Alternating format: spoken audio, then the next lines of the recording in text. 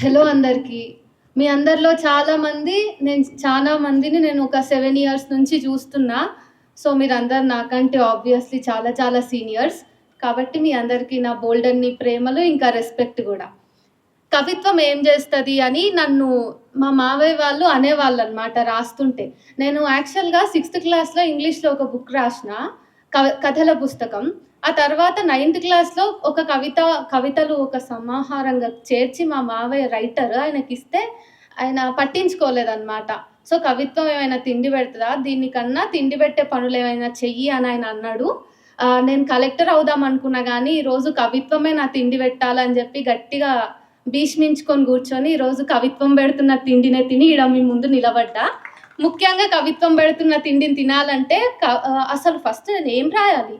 ఎట్లాంటి భావజాలంతో నేనుండాలి? ఎందుకంటే నేనొచ్చిందేమో సనాతన ధర్మాన్ని ఫాలో అయ్యే ఒక బీజేపీ కుటుంబం నుంచి వచ్చిన మరి. సో, నాకొక భావజాలం రావాలి. ఎందుకంటే నిన్ననే ఒక ఫ్రెండ్ ఒక వీడియో పంపిర్రు నాది నాకే 6 ఏళ్ల క్రితం ఎలక్షన్స్ అప్పుడు బీజేపీని సపోర్ట్ చేస్తూ నేను మాట్లాడిన ఓకే సెన్సార్ సరే ఒక పార్టీని సపోర్ట్ చేస్తూ నేను చేసిన ఒక వీడియో లింక్ నాకు వచ్చిందనమాట. అది చూసి అరే అవును కదా, నా లైఫ్లో ఇది కూడా ఒక భాగం ఉంది, వా ఎంత డిఫరెన్స్ వచ్చింది కవిత్వం వల్ల అనిపించింది. ఎందుకంటే ఇమ్మీడియట్గా ఏమంటారు, ఆ ఎన్నికల తర్వాతనే నాకు కవి సంగమం పరిచయం అయింది. అయితే కవి సంగమం మీదికి ఈ అభాండాన్ని నేను మోపదలుచుకోలేదు. కవిత్వం ఎట్లా రాయాలి, మనుషులు నాకు ఎట్లా దగ్గర అవ్వాలి అనే విషయంలో కవి సంగమం హెల్ప్ చేసింది. కాబట్టే ఈరోజు నాకు చాలా మంది ప్రేమనిచ్చే వాళ్ళు ఉన్నారు. అఫ్ కోర్స్ నా జీవితంలో ప్రేమ కూడా కవి సంగమం నుంచి వచ్చిన మనుషులు ఇచ్చిన ప్రేమనే.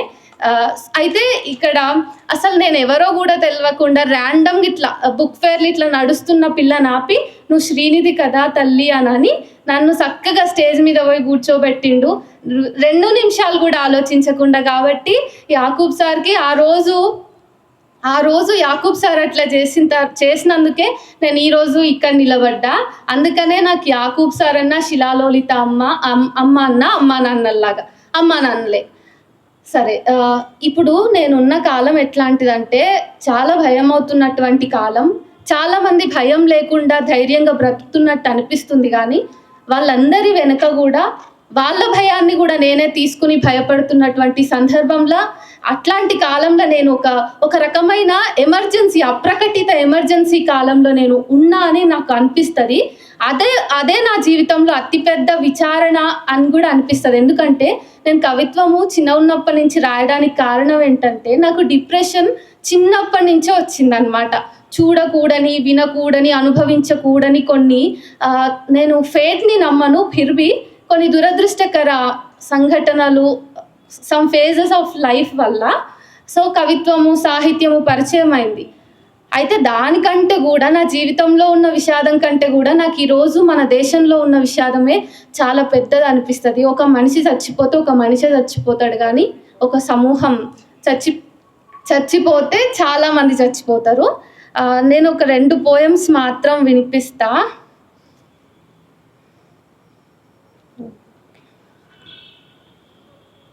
ప్రశ్నలు అనేది నా కవితా శీర్షిక. కాలం రెపరెపలాడుతున్న జెండా, దాని రంగే వెలసిపోయింది. వెరసి కాషాయీకరణ చెందొచ్చేమో చెప్పలేం.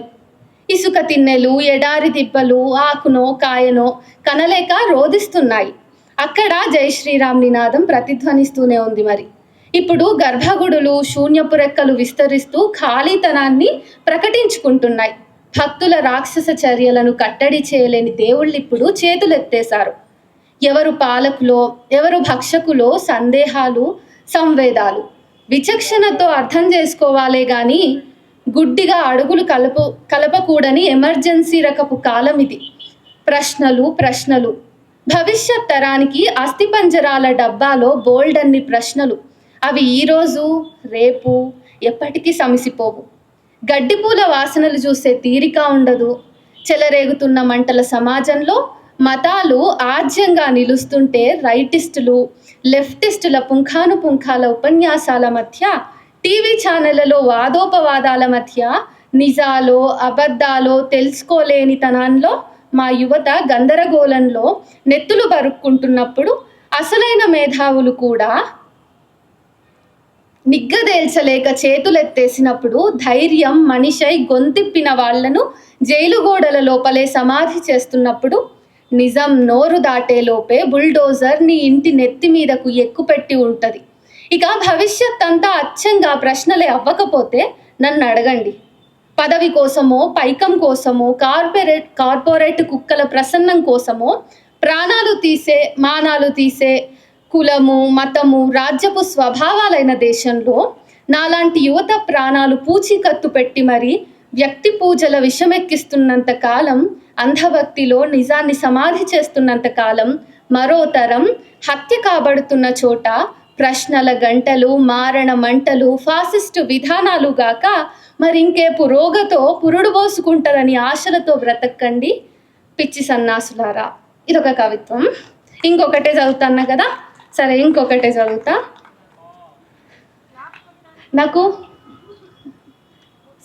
నాకు ఏమంటారు, ప్రేమ ఎక్కువనా ఫెమినిజం ఎక్కువనా అంటే ఫెమినిజమే ఎక్కువ. అందుకనే ఇదొక పోయం.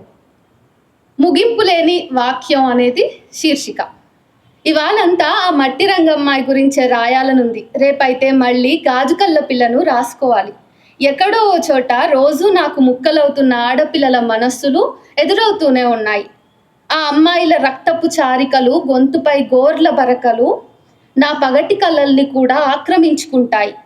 వాటిని రాసే పనిలో నేనలా ఉంటానో లేదో, కూర్చుంటానో లేదో, అనామక ఏదో నా చనుమొనలను మీటుతూ ఉంటుంది. ఇక మట్టి రంగమ్మాయిని, గాజు కళ్ళ పిల్లను నేనే అవుతాను. వాక్యం అలా కొనసాగుతూ ఉంటుంది. ఈ కవిత్వాన్ని నేను మల్టిపుల్ టైమ్స్ చదివినా కానీ మళ్ళీ చదవడానికి ఎందుకు ఇష్టపడతా అంటే, ప్రశ్నించేవాడి వెనుక ఇంకా కొన్ని సమస్యలు ఎదురు చూస్తూ ఉంటాయి కాబట్టి వాళ్ళని కూడా మనం తలుసుకోవాలి. సో ఉద్యమకారులందరినీ, క్వశ్చన్ చేస్తున్న వాళ్ళందరినీ తలుచుకుని థ్యాంక్ యూ.